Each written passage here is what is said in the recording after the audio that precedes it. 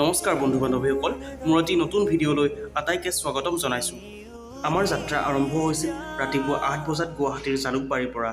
মোৰ দাদা আৰু কেইজনমান বন্ধুৰ সৈতে ৰাওনা হৈছিলোঁ অসম মেঘালয় সীমান্তৱৰ্তী এনে এটুকুৰা ঠাই, যিখন ঠাই সকলোৱে সুপৰিচিত আৰু সকলোৰে বাবে অতিকে প্ৰিয়।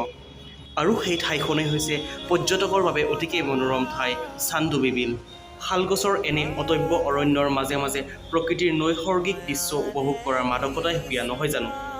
প্ৰায় 2 ঘণ্টাৰ অন্তত 60 কিলোমিটাৰ অতিক্ৰমি আমি উপস্থিত হৈছিলোঁ চানডুবিৰ পাৰত।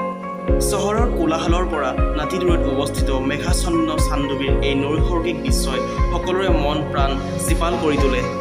দক্ষিণ কামৰূপত অৱস্থিত চানডুবি বিল ৰাভা হাছং স্বায়ত্তশাসিত পৰিষদৰ অধীনস্থ।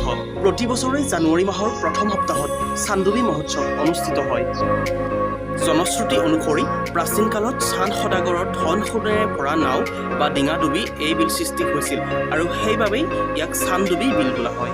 আজি যি ঠাইত চানডুবি বিলৰ সৃষ্টি হৈছে, পূৰ্বতে ইয়াতে শালগছৰে ভৰা পাহাৰ আছিল। 1897 চনৰ অসমৰ বৰ ভূঁইকঁপত এই ঠাইৰ হাবি তললৈ বহি বিল হৈ পৰে। অসম চৰকাৰৰ পৰ্যটন বিভাগে চানডুবিত নৌকা বিহাৰৰ ব্যৱস্থা কৰিছে।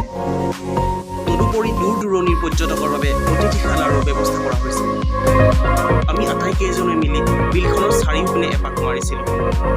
কিছু সময় পিছত আমি ব'টিং বা নৌকা বিহাৰ কৰোঁ।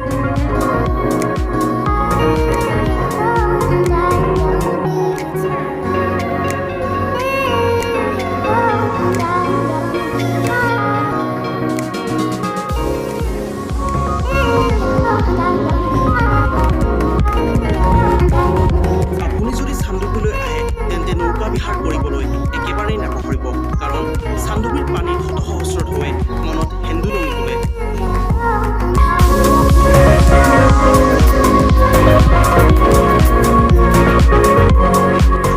চানডুবি বিলৰ পাৰত কিছু সময় কটোৱাৰ পিছত আমি যাত্ৰা আৰম্ভ কৰিছিলোঁ ইয়াৰ কাষতে থকা পাৰৈ গাঁও চলকা জলপ্ৰপাতলৈ। চানডুবি বিলৰ মুখ্য প্ৰৱেশদ্বাৰৰ পৰা এই জলপ্ৰপাতলৈ মাত্ৰ 5 কিলোমিটাৰ দূৰত্ব। বতৰটো যদিও ডাৱৰীয়া আছিল, আমি এই ৱাটাৰফললৈ আহি ৰ'ব নোৱাৰিলোঁ। সকলোৱে গা ধুই ল'লোঁ। চানডুবি বিল আৰু জলপ্ৰপাতৰ পাৰত দিনটো আনন্দৰে অতিবাহিত হৈছিল আৰু এনেকৈয়ে দিনটো পৰিসমাপ্তি ঘটিছিল।